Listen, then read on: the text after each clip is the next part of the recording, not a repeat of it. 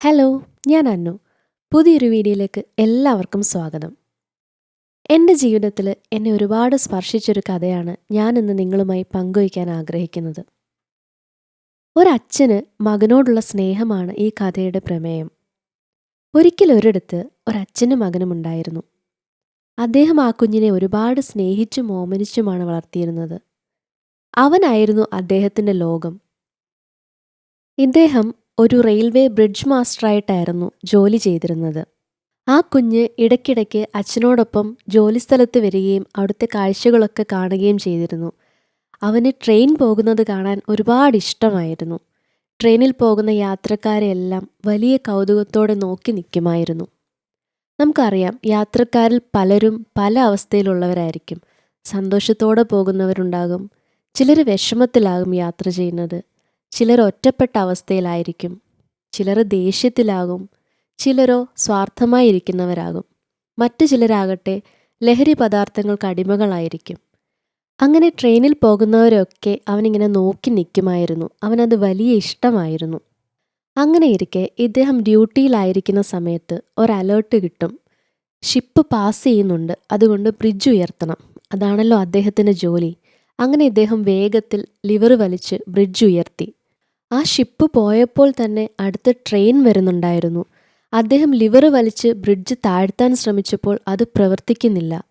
Manually ആ liver വലിച്ചു പിടിച്ച് നിന്നാൽ മാത്രമേ വർക്ക് ചെയ്യുന്നുള്ളൂ. അദ്ദേഹത്തിന് കംപ്ലൈൻ്റ് ആണെന്ന് മനസ്സിലായി. പക്ഷെ അദ്ദേഹം മാനുവലി തന്നെ ആ ലിവർ വലിച്ചു പിടിച്ചു.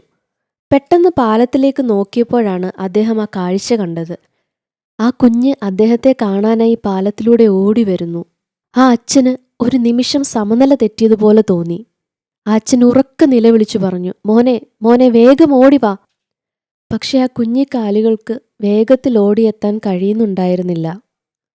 അദ്ദേഹത്തിൻ്റെ മുൻപിൽ ഈ നിമിഷം 2 വഴികളാണുള്ളത്. ഒന്ന്, ലിവർ വിട്ടിട്ട് ഓടിച്ചെന്ന കുഞ്ഞിനെ എടുക്കാം. പക്ഷേ ട്രെയിൻ മറിഞ്ഞ് വലിയൊരു ദുരന്തമുണ്ടാകും, അനേകം ജീവനുകൾ നഷ്ടമാകും. രണ്ടാമത്തേത്, ലിവർ പിടിച്ചു നിൽക്കാം, പക്ഷെ തൻ്റെ ജീവനായ കുഞ്ഞിനെ നഷ്ടമാകും. ആ അച്ഛൻ തൻ്റെ ജീവിതത്തിലെ നിർണായകമായ തീരുമാനമെടുക്കേണ്ട സമയമാണ്. നിമിഷങ്ങൾ മാത്രമേ മുൻപിലുള്ളൂ. ഒരു ബ്രിഡ്ജ് മാസ്റ്ററിൻ്റെ ദൗത്യം അദ്ദേഹം കൃത്യമായി നിർവഹിച്ചു. വിങ്ങിപ്പൊട്ടുന്ന ഹൃദയവുമായി ഒരച്ഛന് കടന്നു പോകാൻ ആഗ്രഹിക്കാത്ത, സഹിക്കാൻ പറ്റാത്ത കാഴ്ചയാണ് കാണേണ്ടി വന്നത്. തൻ്റെ മകൻ ട്രെയിനിനടിയിൽപ്പെടുന്നത് നിസ്സഹായമായി കണ്ടു നിൽക്കേണ്ടി വന്നു. ചീറിപ്പാഞ്ഞ് ആ ട്രെയിൻ കടന്നുപോയി. ആ അച്ഛൻ നിലവിളിച്ചുകൊണ്ട് മോൻ്റെ അടുത്തേക്ക് ഓടി.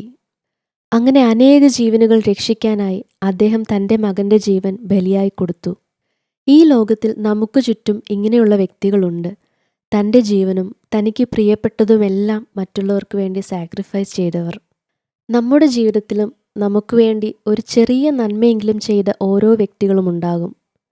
അവരെയൊക്കെ നമുക്ക് നന്ദിയോടെ ഓർക്കാം.